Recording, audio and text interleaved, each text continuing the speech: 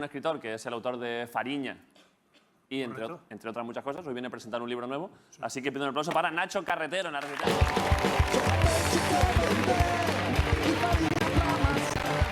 Lanchas que huyen de la policía a más de 100 kilómetros por hora, Ferraris, tiroteos, no es una película de acción. Todo eso ha ocurrido en Galicia y lo cuenta en su libro Fariña Nacho Carretero.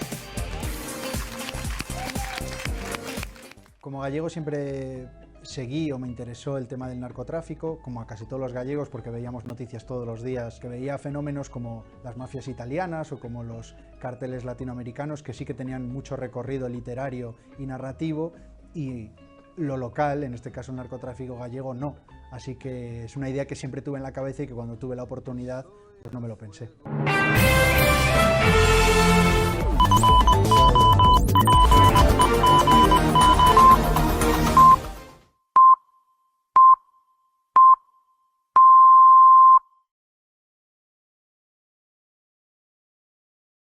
Bueno, pues estamos en un vídeo más, en una entrevista más para Café y Micro.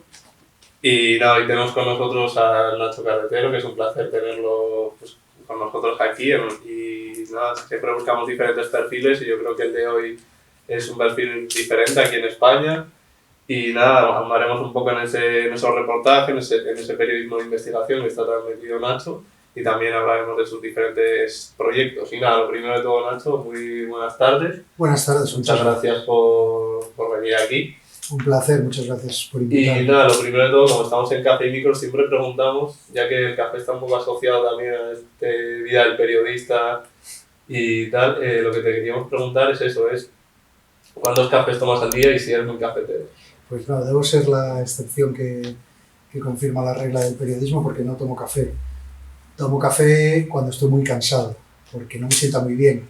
Entonces, si lo tomo sin estar cansado, me sobreexcita y me arruina el día. Entonces, tengo que estar como muy hecho polvo para tomarme un café y aún así soy el típico que no sabe beber café y se lo pide con leche y le miran raro.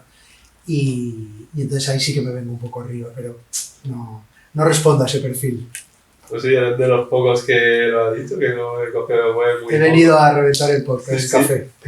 Vamos a ver si con Micro tenemos más suerte.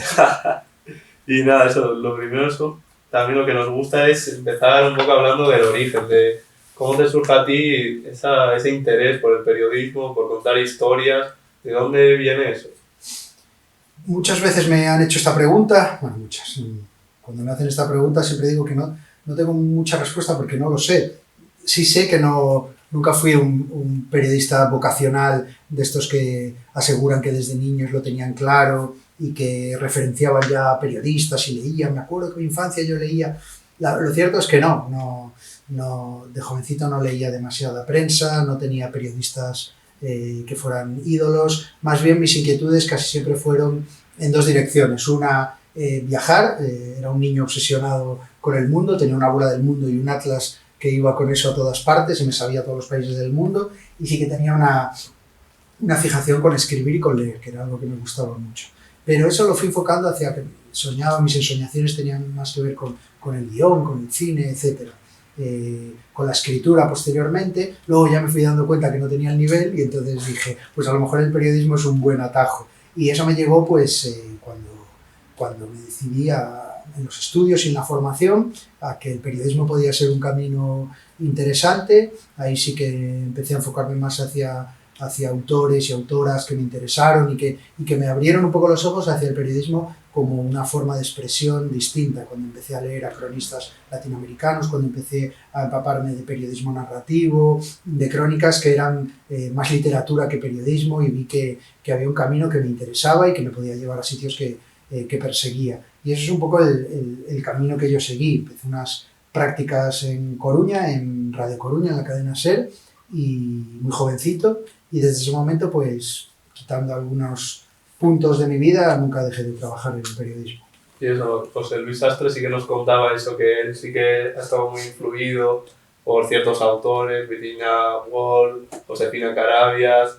Y no sé si tú también nos puedes mencionar algunos de esos que eso te abrieron las puertas de ese periodismo más narrativo.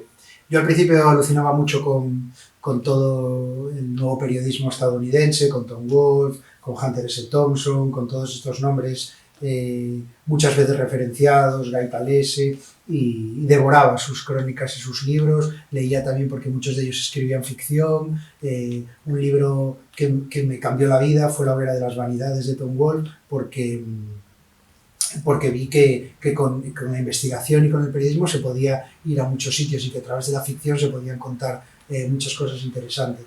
Y luego, por supuesto, conecté de manera muy profunda con toda la crónica latinoamericana, con Alma Guillermo Prieto, con Leila Guerriero, con Martín Caparrós, con John Lee Anderson, que sea americano, pero con toda su conexión con latinoamericana, y publicaciones que en España no existían y que a mí directamente me asombraban.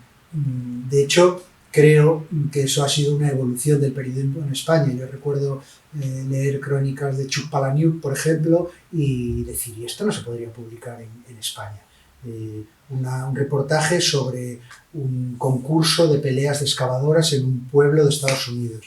Y yo decía, es que esto ¿dónde lo publicas en España? Igualmente las crónicas latinoamericanas tampoco tenían una cabida en España, donde el periodismo estaba más etiquetado, era más estricto, más riguroso. Creo que eso ha cambiado en los últimos años, es más, vamos a decir, líquido, como se dice ahora, no es tan obsesionado con la etiqueta, hay publicaciones donde sí que caben este tipo de textos. Jot Down creo que hizo mucho bien a la hora de publicar textos sin más, sin esa necesidad de etiqueta, y creo que al final el periodismo ahora es mucho más ancho, se ha dado la mano con otros géneros y con otro tipo de autores, ha entrado gente ajena al periodismo que está trabajando por y para el periodismo, y en ese sentido se abrió un camino que a mí me entusiasmó desde siempre y intenté perseguir.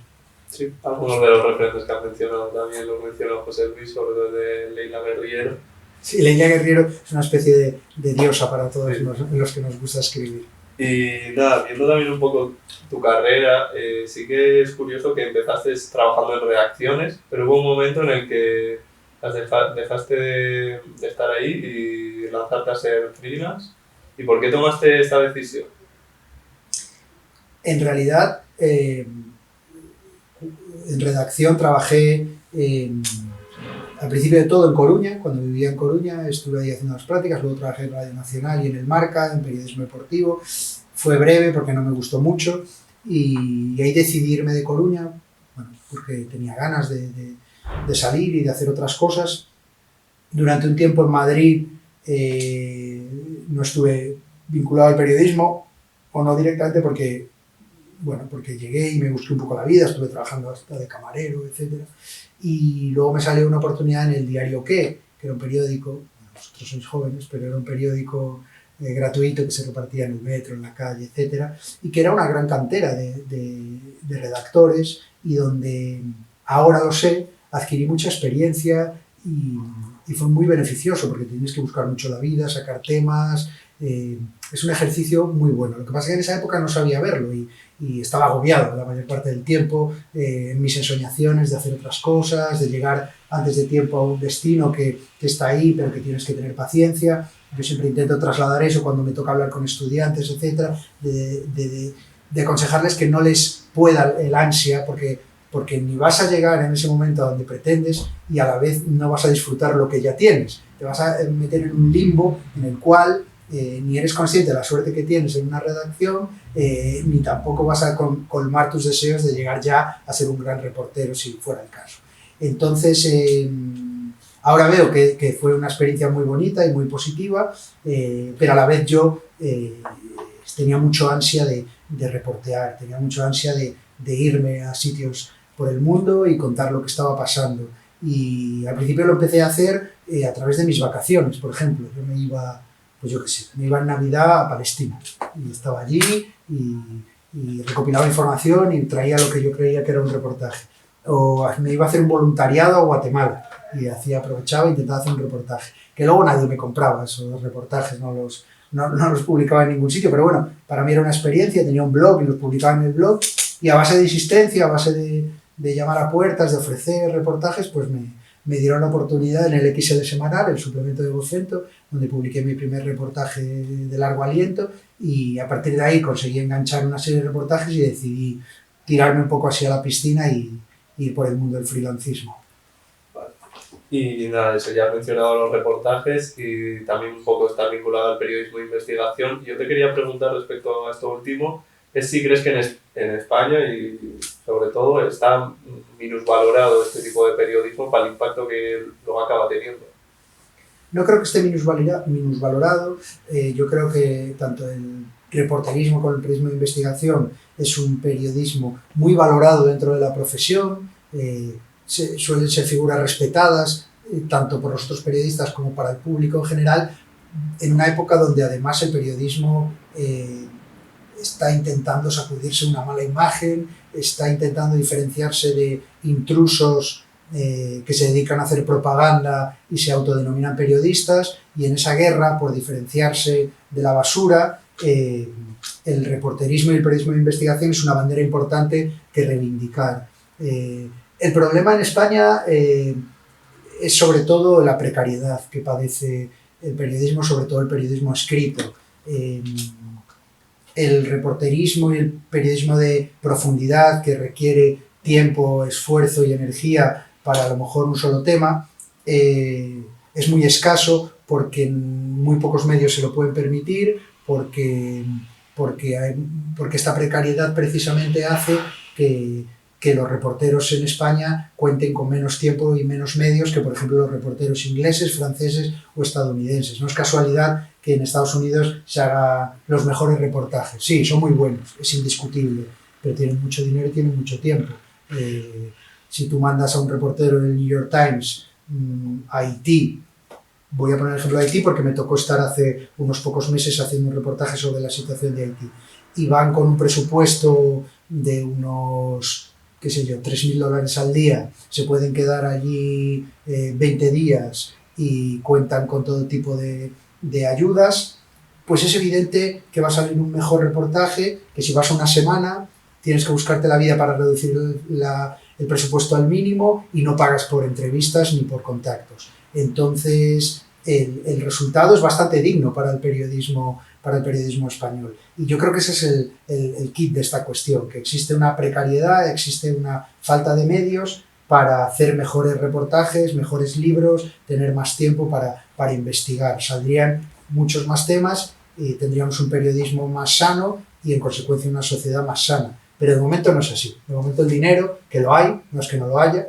está en otro tipo de periodismo, está en otro tipo de ámbitos. Pero lo que, y ya con esto termino, lo que creo que ha quedado demostrado es que las historias largas, las historias en profundidad, y esto lo digo con experiencia propia, es que interesan. Resultan muy leídas y resultan muy beneficiosas para la marca del medio que apuesta por ellos. Y por eso quería hacer esta pregunta justamente a ti, por el hecho de eso de que has sacado estas historias largas en profundidad y han tenido impacto, han interesado, y a su vez pues eso sigues trabajando en ese ámbito. Y luego en el otro lado, eso, lo otro que hemos mencionado, que son los reportajes. Has hecho muchos reportajes en lugares como pues, has reporteado pues, el ébola en África, el genocidio en Ruanda, la guerra civil en Siria, y estos sí que son no lugares esos a los que tú llegas el primero, sino a los que llega mucha gente. Por lo tanto, desde eso de que somos estudiantes, te queríamos preguntar, a la hora de hacer este tipo de reportajes sobre temas en los que hay un montón, ¿tú cómo los afrontas? ¿Buscas otros enfoques? Hay situaciones en las que no hay que buscar otro enfoque. Está pasando una emergencia humanitaria, un conflicto, una crisis, y hay que ir allí a contar lo que está pasando y sobre todo mostrar cómo le afecta a la población esa situación. Ahí lo que hay que buscar son voces originales, situaciones diferentes, pero que al final el mensaje va a ser el mismo. Otra cosa es cuando llegas a los sitios, que yo suelo ser más partidario de este tipo, cuando no hay noticia. No hay noticia, esta gran frase del periodismo español, ¿no? De la percha, ¿dónde está la noticia? Cuando no está de actualidad. A mí me parece muy interesante acudir a los sitios, lo cual multiplica la dificultad de que un medio apueste por ello. Por ejemplo, si volvemos al ejemplo más reciente, me voy a Haití, pero en Haití, digamos que no ha pasado un gran hito mediático últimamente. Y sin embargo es un país con un estado fallido que se está desmoronando, donde reina la anarquía. en una situación sostenida en el tiempo que va empeorando. Me interesa mucho saber cómo se vive en un país así, cómo es la vida de sus ciudadanos. Y creo que ese es un enfoque ya diferencial, el irte a destiempo, el irte cuando se retira la ola y queda la resaca, y ahí aparecemos reporteros de segunda línea a contar qué está ocurriendo cuando se han ido las cámaras. Creo que es un enfoque muy interesante y diferenciador. Es verdad que hay conflictos tan extramediáticos que a mí personalmente ya no me suscitan interés puramente periodístico y que se convierten en una especie de escenario de oportunidad para muchos periodistas y no periodistas para ir allí y cubrirlo, por cierto, por una mísera cantidad de dinero, lo cual alimenta el círculo vicioso de la precariedad. La precariedad es evidente que es culpa de los medios, pero también tienen mucha culpa ciertos perfiles que están dispuestos a irse a la guerra por 2 duros, reventando así los precios. Lo que lo experimenté cuando fue la guerra de Siria, ocurrió ahora en Ucrania, y desde luego a mí me ofrecieron irme a hacer crónicas a Siria y me las pagaban a 60 o 70 euros la crónica, pues está claro que yo no me voy a jugar la vida ni voy a participar de una situación en la que nos vayamos a jugar la vida por 70 euros. Sí. Y nada, con esto ya acabamos lo que viene siendo el primer bloque, el bloque más personal, y vamos a pasar a hablar un poco de los distintos proyectos, libros, series también que han nacido de esos libros. Y nada, lo primero de todo, pues tenemos que empezar hablando de Fariña, o no podía ser. Y nada, así que lo que... Igual hay gente que te conozca sí lo sepa, pero gente que haya visto la serie igual no sabe que el libro sufrió un secuestro judicial. Y tú siempre, en las entrevistas, has mencionado eso, que esto paralizó las ventas, pero luego el libro pues se multiplicó en ventas. Pero tú siempre has mencionado eso, el hecho de que siempre has criticado de que cómo se puede llegar a tomar una medida de este tipo, ¿no? Claro, como no puede ser de otra manera. Yo me tengo que posicionar frontalmente en contra de una decisión judicial tan extravagante y tan irracional como es la de prohibir una publicación periodística de ánimo informativo por un intercambio de pareceres, es decir, por un juicio que estaba en curso y que mientras no se resolviese se adopta una medida cautelar tan desproporcionada como prohibir un libro. Bueno, eso es incomprensible, ya no solo para mí, sino para, creo que casi toda la sociedad, porque cuando ocurrió en el año 2018 fue bastante unánime el enfado, la incomprensión y la no aceptación de que se prohíba un libro. Más allá de eso, evidentemente todo el mundo tiene derecho a denunciar o a querellarse contra alguien si siente vulnerado su honor o su imagen, que es lo que hizo la persona demandante. Y a partir de ahí se tiene que tomar una resolución. La resolución fue desestimarlo, porque tampoco es que ni siquiera decía nada delicado en este caso. Se abrió una especie de veda de cazarrecompensas que nos denunciaron, y tuvimos hasta 5 denuncias más después, todas acabaron en nada, y es verdad que el secuestro del libro formó un revuelo mediático que captó mucha atención y de repente pierdes el control del libro. Se convierte en una herramienta para criticar la censura, en una herramienta política, de intereses, y tú ya no eres el que controla el mensaje que quieres transmitir a través del libro. Eso a mí me incomodó también la sobreatención, y me incomodó sobre todo que después de un esfuerzo grande de ser riguroso, de trabajar en profundidad, pues cogiese un juez, bueno, una jueza en este caso, y dijese que lo prohibía. Eso me frustró mucho, porque como periodista al final el mensaje que se está transmitiendo es que lo que has hecho es mentira, o al menos hay que comprobar si es verdad o mentira. Y eso a cualquier periodista le hace muchísimo daño, porque vivimos de nuestra credibilidad. Entonces yo lo pasé mal. Luego liberaron el libro, todo salió bien y se multiplicaron las ventas, porque basta que prohíbas algo para suscitar interés. Y desde luego lo festejamos y lo celebramos, y bienvenida fue esa campaña publicitaria involuntaria, no buscada. Sí, y respecto a esto que has mencionado, sí que Ignacio Escolar, cuando nos dio una charla en la universidad, mencionaba que él a lo largo del año afronta una gran cantidad de juicios. Y respecto a esto que hemos mencionado ahora, eso lo que te quería preguntar es si tú crees que de alguna manera se debería defender más el derecho a la información para no llegar a eso, a sentar a los periodistas o incluso a secuestrar un libro antes de que se demuestre nada. Creo que el derecho a la información está razonablemente bien defendido en España.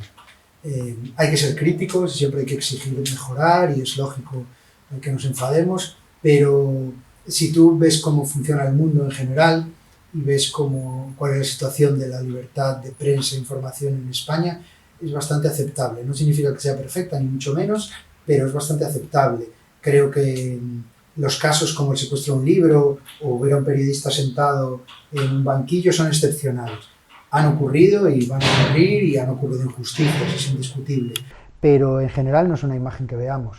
Y de hecho yo creo que la gente se indigna tanto por el secuestro de un libro o ver a un periodista en el banquillo porque no lo aceptamos. Como sociedad no lo aceptamos. Y en ese sentido creo que el derecho a la información prevalece. Otra cosa es que hay otro tipo de censuras que tienen que ver con intereses empresariales, todavía con redes clientelares, que en España aún nos falta madurar en ese sentido, medios con demasiadas dependencias del poder, que a lo mejor acaban siendo cortapisas a la hora de informar. Pero ese es otro tema. Yo creo que a nivel judicial, a priori, un juez va a dar un peso muchísimo mayor al derecho a la información que a cualquier otro derecho que esté en juego en ese juicio. Y otra de las cosas que me sorprendió al leer el libro de Fariña, en este caso ya yéndonos más eso, al contenido, es que, o sea, yo no soy gallego, obviamente, no vivo ahí, no sé lo que ocurre, cómo es la sociedad gallega, que también explicas en el libro, pero eso, ¿por qué crees que de alguna manera estaba tan normalizado eso, el narcotráfico dentro de la sociedad, incluso también su relación con la política local? Es una pregunta compleja, claro. Bueno, el narcotráfico en Galicia no nace porque sí, no brota por arte de magia, tiene una explicación social, histórica y cultural que tiene que ver con una ubicación concreta geográfica, que tiene que ver con una situación de necesidad y de pobreza en Galicia, sobre todo en la posguerra, que tiene que ver con una situación de frontera con Portugal, toda una serie de elementos que impulsan la actividad del contrabando, un contrabando al principio de cosas esenciales como pueden ser alimentos, medicinas, etcétera, y que va convirtiéndose en un contrabando a medida que Galicia se desarrolla como el resto de España, pues en un contrabando de otras sustancias como el tabaco. Y eso en realidad lo que tejió en Galicia el contrabando es toda una red cultural y social de esta actividad que daba mucho dinero, que alimentaba el tejido industrial y comercial de Galicia y sobre todo que hacía que tuviera una aceptación social muy grande. Los contrabandistas eran gente bien conectada, gente con mucho poder, con vínculos en la política y en el empresariado y sobre todo admirados en muchos segmentos de la población gallega. Y esa herencia de la cultura del contrabando trascendió al narcotráfico y se extendió durante muchos años ante la inacción del Estado. Eso explica que en Galicia todavía hoy la actividad del narcotráfico, hija de aquellos años, esté muy implementada. Es verdad que los narcotraficantes de hoy ya no tienen esos vínculos políticos, ya no tienen la aceptación ni la admiración de la sociedad gallega, pero podemos decir que después de varias generaciones se han convertido en figuras con un poder tremendo. Los narcotraficantes de hoy en Galicia aprendieron la lección y ya no son personajes públicos, pero son más poderosos que nunca y meten más cocaína que nunca en Galicia. Y otro de tus proyectos, otro libro también, que es El Corredor de la Muerte, que también acabó siendo una serie partiendo del libro. Y esta, para la gente que no lo sepa, pues es el caso de Pablo Ibar, que es un ciudadano español que residía en Estados Unidos y que fue condenado fue acusado y condenado por asesinato y acabó condenado a muerte durante 16 años, si no me equivoco, sí, en Florida. Y finalmente se repitió el juicio tras aportar unas pruebas que el Tribunal de Florida, el Tribunal Supremo de Florida calificó como escasas, pero acabó siendo condenado a cadena perpetua. Y eso, lo que te quería preguntar es, viéndolo desde aquí, más desde el prisma español, sí que nos choca Sobre todo, pues, por ejemplo, a mí cuando yo conocí esta historia y tú que la has trabajado, has estado con ellos, has estado con su familia, has conocido también cómo funciona un poco ese caso dentro de la justicia. Y yo te quería preguntar es cuánta responsabilidad puede tener el sistema judicial estadounidense en esto. No haces preguntas sencillas, bueno, el sistema judicial estadounidense en realidad, digamos que quitando la Corte Suprema, cada estado tiene un sistema más o menos distinto. El sistema judicial de Florida no es el mismo que el de Nueva York. Tampoco la sensibilidad social y política de Florida es la misma que de Nueva York. Florida es un estado bastante conservador y con jueces y fiscales conservadores en su mayoría. Florida es un estado que tiene pena de muerte y la mayoría de estados de Estados Unidos no tienen pena de muerte. Entonces, a Pablo Ibar le tocó un estado a priori complicado para ser juzgado. Más aún en aquella época, que ya pasaron más de 30 años, y más aún siendo hispano. Entonces, como que hubo una serie de elementos. Luego, el sistema judicial de Estados Unidos es un sistema en el cual, y en un caso tan grave como una acusación de pena de muerte, necesitas un abogado de garantías y eso supone cientos de miles de dólares. Como la mayoría de la gente no se puede costear eso, pues es asignado un abogado de oficio, que en el caso de Pablo Ibar fue un abogado incompetente al principio, hasta el punto de que Pablo eximió que había padecido indefensión. Ese abogado acabó detenido incluso. Todo eso podríamos decir que son causas indirectas del sistema, pero no responsabilidad del sistema. Y para mí hay una clave que es el jurado popular. En el caso al menos de Pablo Ibar, tenía que emitir un veredicto sin explicar ni razonar el porqué de ese veredicto. Era sí o no, culpable o no culpable. Y al final, bueno, pues una decisión así se puede llegar a tomar en cierto porcentaje a través de la percepción. Y la percepción en esos juicios era claramente la de culpabilidad por lo que hablábamos, por un fiscal bueno, por un juez bueno y por un abogado muy malo. Encima, hoy en día tiene que haber unanimidad en el jurado. En esa época ni siquiera. Pablo fue condenado 9 votos a favor y 3 en contra, que hoy hubiera sido declarado nulo eso. Entonces, bueno, hay una serie de circunstancias que tienen que ver con el sistema judicial estadounidense, no hay duda. Es más, estoy convencido de que en el sistema español Pablo no hubiera sido condenado, pero todo esto lo digo ya no pensando en si es inocente o culpable, que eso está en la cabeza de Pablo y lo sabe Pablo.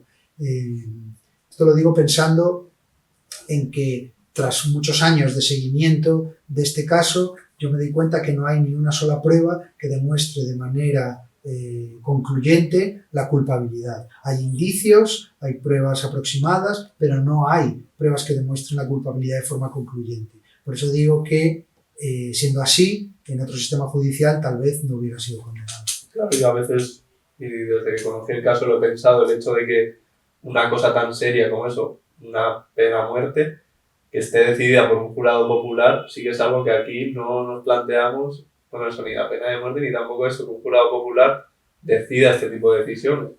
Totalmente, pero en Estados Unidos está fuera de toda duda. El jurado popular es una figura esencial en su sistema democrático, tan importante como el Parlamento, y tiene sus ventajas, es democratizar el sistema judicial, y tiene, en mi opinión, sus desventajas, porque al final una decisión, como dices, tan importante como la vida de una persona, queda en manos de la deliberación de 9 o 12 personas que no tienen por qué tener ningún conocimiento del derecho ni de en qué consiste un juicio. Así es. Y al igual que Fariña, este libro también, esta historia ha acabado pasando a la ficción en una serie. Y te quería comentar eso antes, o hace unos años no se apostaba tanto por la ficción para eso, para relatar estas historias más de investigación, periodísticas. ¿Por qué crees que cada vez sí que se utiliza más la ficción para relatar este tipo de investigaciones y historias? Creo que se debe a la mejora del periodismo y sobre todo al crecimiento de la producción audiovisual en España.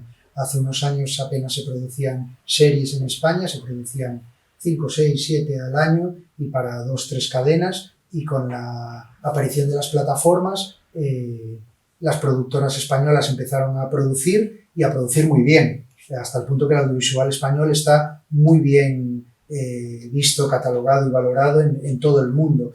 Esto hizo que creciese la producción audiovisual y si tú creces necesitas ideas, necesitas material y ese material, una cantera inagotable de temas, es la vida misma, es la realidad que se traslada a través del periodismo. Es decir, lo que ha hecho el audiovisual español es poner sus ojos en los temas y en las historias de los periodistas y convertirlos bien en documentales, bien en historias de ficción, lo cual es una gran noticia para el audiovisual, pero también para el periodismo, porque, como decía al principio, el periodismo se empieza a dar la mano con otros formatos, otros escenarios donde podemos seguir contando las historias, tal vez no en el idioma puramente periodístico, pero sí en otros idiomas y con otras licencias que ayuden y alimenten a poner el foco sobre las investigaciones.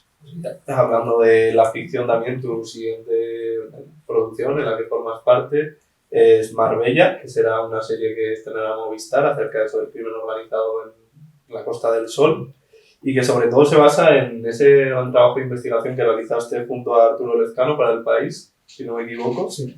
Y yo creo que tras haber leído toda esa investigación y profundizar un poco más, yo creo que para la gente que no lo sabe, no somos conscientes de lo que hay en Marbella, ¿no?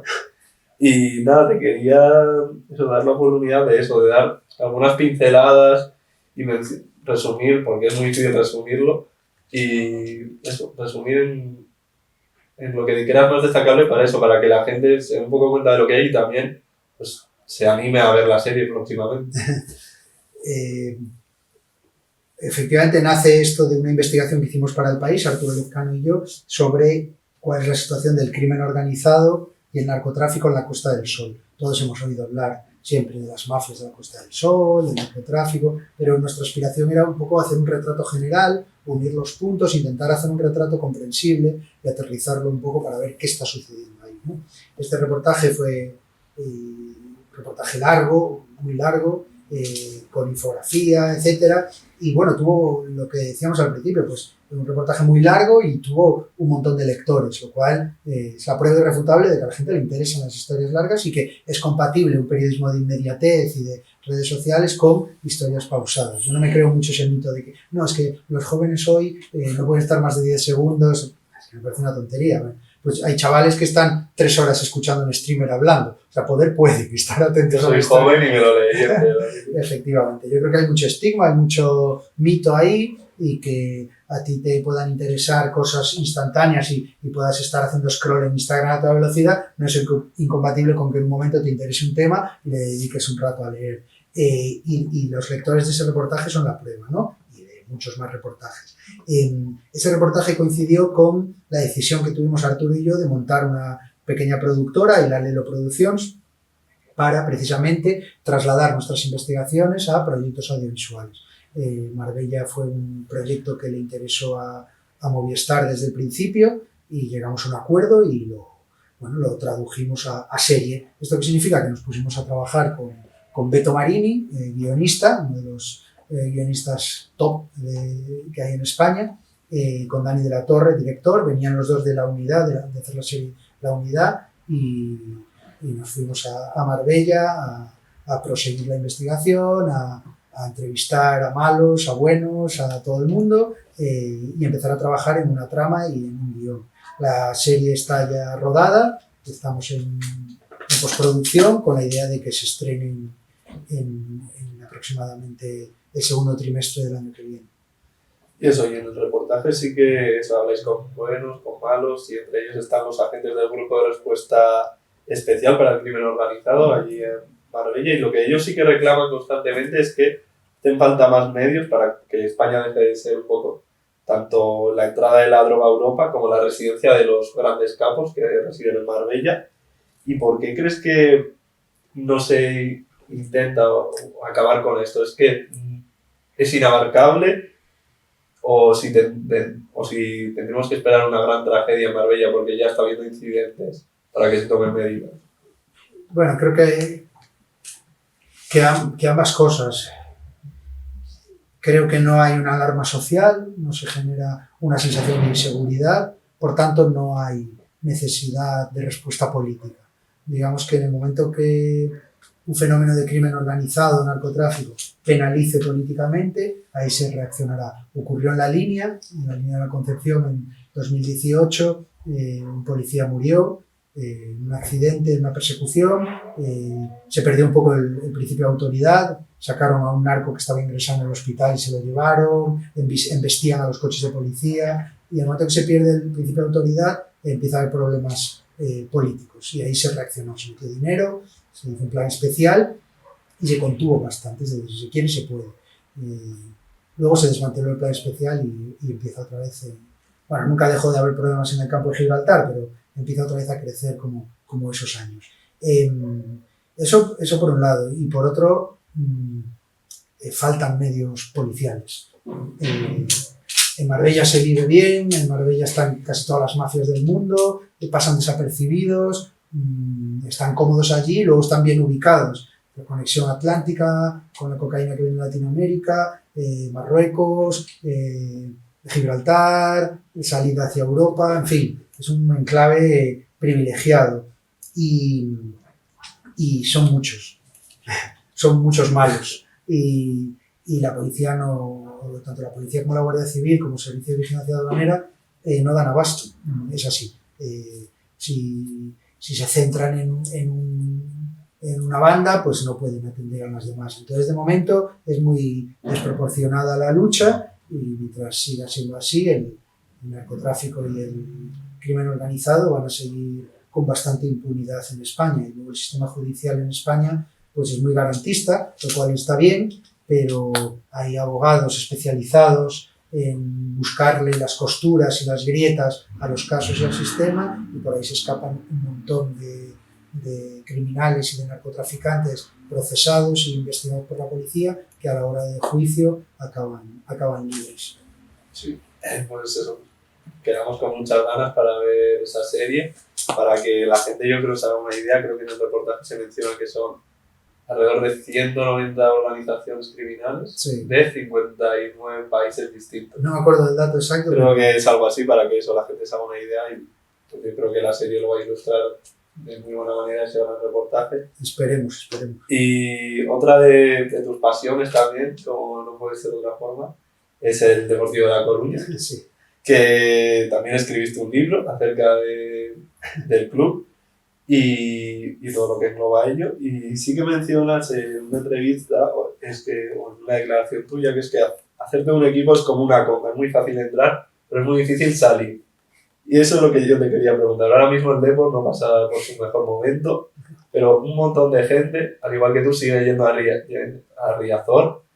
Y eso, ¿qué es lo que te sigue haciendo eso, ir allí y seguir animando al Depor a pesar de todo? Buena pregunta, no lo sé, porque me ahorraría muchos disgustos. Lo cierto es que yo siempre hago la diferenciación, medio en broma, medio en serio, entre el fútbol y el Depor. En el fútbol sí me interesa, pero no soy el típico que ve los partidos, que sigue todo, la actualidad. No. Es muy raro que yo vea un partido así. Bueno, tal vez un partido de Champions, que está muy bien, sí lo veo y tal, pero poco más. Aunque sí que me gusta mucho el fútbol y me gusta mucho jugar y tal, siempre he jugado toda mi vida. Pero el Depor lo veo como otra cosa. Desde luego no por fútbol, porque si fuera por fútbol no vería ni un minuto del Depor. Pero sí que me pasa a mí y le está pasando a toda la ciudad, que hay ahí una especie de conexión, hay una especie casi de moda que tiene que ver con la defensa del Depor como un elemento identitario y de unidad y de orgullo de la ciudad. Yo llevo siguiendo al Depor desde que era pequeño y lo he seguido en momentos impresionantes, de Champions, de ganar la Liga, y de verdad, ganando la Liga y yendo a Champions y tal, nunca había visto el ambiente en Coruña con el Depor como está siendo ahora, que estamos en la tercera categoría. Eso es inexplicable. O no, o tal vez sí que tiene una explicación y tiene que ver con ese ansia de defender lo propio, con ese orgullo de estar a las malas con lo que sientes como tuyo, y eso es un mensaje, un sentimiento que ha calado en la ciudad y que la gente está muy dispuesta y muy interesada en seguir al lado del Deportivo a pesar de lo mal que va. Y es curioso porque no se trata de de gente que hemos vivido los momentos de gloria, sino que la edad media de los abonados del Depor es una de las más bajas de España. El Depor tiene 28.000 abonados, que es una cifra brutal, creo que es el 11º club de España con más abonados, y la media de edad es tremenda. Ahí tú vas al estadio y ves un montón de niños y de adolescentes, que esos niños y esos adolescentes solo han visto desgracias, solo han visto disgustos, porque claro, si empezaron a ver fútbol con 7 o 8 años, ahí fue cuando el Depor ya bajó a segunda y desde entonces desgracia tras desgracia, con lo cual yo digo, es que esto sí que tiene mérito. O sea que yo creo que en un momento el Depor es una inercia, es claro que va a volver porque ningún fenómeno, ningún club puede caer con 30.000 personas detrás constantemente. Se ha visto también reflejado ese deportivismo en la vuelta de Lucas Pérez también, y eso yo creo que es algo muy valioso porque eso es difícil ser del Depor si puede ser del Madrid, o en mi caso ser del Alavés si puede ser del Barça, pero claro, esa vuelta a las orígenes yo creo que claro, precisamente ahí el título del libro, el libro que escribí yo sobre el Depor, que es de una colección llamada Hooligans Ilustrados de libros del CAO, se llama Nos parece mejor, y eso es de un cántico que se suele oír en Riazor, de ser de los que ganan es muy fácil, ser del Deportivo nos parece mejor, que es un poco como trascender de ser de un equipo porque gane. Eres del equipo que consideras tuyo, eres del equipo con el que tienes una vinculación emocional, y además en el caso de los que estamos fuera de Coruña, el Depor siempre es el pretexto para, mientras juega el partido, estar en el grupo de WhatsApp con tus amigos, poniendo a parir al equipo, el pretexto para irnos a ver al Depor a una ciudad fuera y pasar el día fuera con los amigos, o ir a Coruña y tener todo el ritual de ir a Riazor, ver a la gente y tomar las cervezas. Desde luego el Depor va mucho más allá del fútbol. Y nada, eso, ya vamos a ir un poco terminando y tenemos una pequeña sección en la que te doy un nombre, una palabra, y me tienes que intentar definirla en otra palabra. Y te voy a... ¿Solo una palabra? Sí, vamos a intentar que sea una. Y eso. Y la primera es Elisa Lois.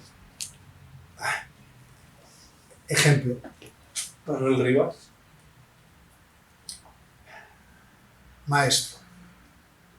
Costa da Morte. Casa. Pablo Ibar.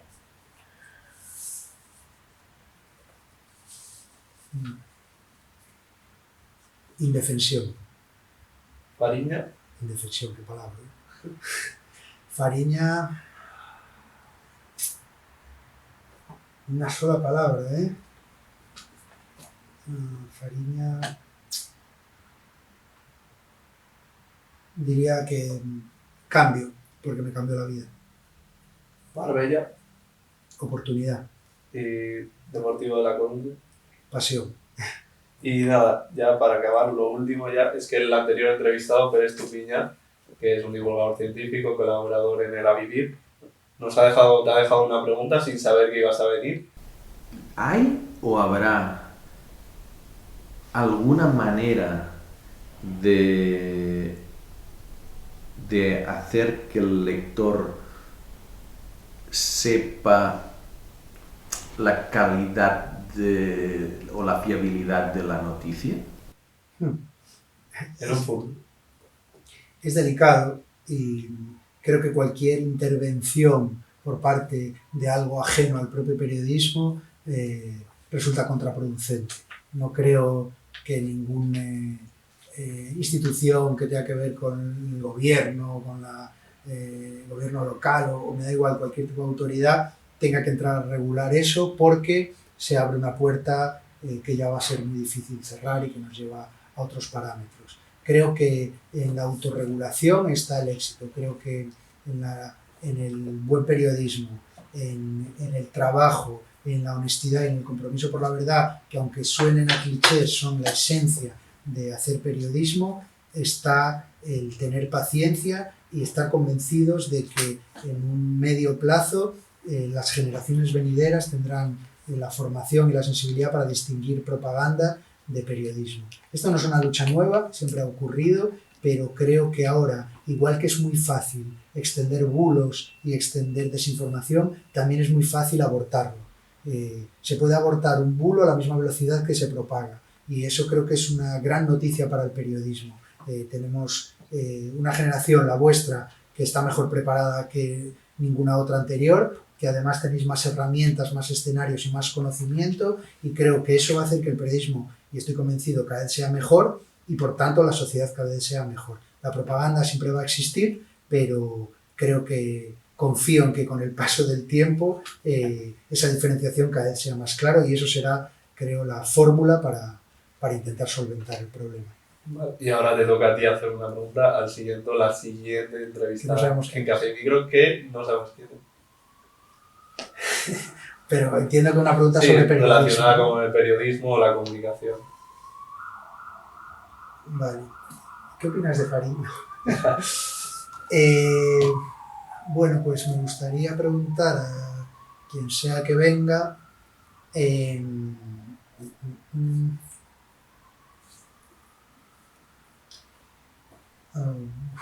complicado esto, a ver, pregunta me puede interesar. Bueno, le preguntaría si cree que el periodismo y la información están yendo a mejor pese al ruido o si estamos yendo hacia atrás y conteste lo que conteste, ¿por qué? Que lo argumente. Pues nada, Nacho, muchísimas gracias por haber venido, habernos dado pues, esta gran entrevista con reflexiones interesantes. Muchas gracias. Y nada, nos vemos en el siguiente vídeo con el siguiente entrevistado que tendrá que responder a esta pregunta de Nacho y eso si queréis ver la entrevista en YouTube y si no, pues en audio en Spotify o en iVoox. Ya nos vemos en la próxima.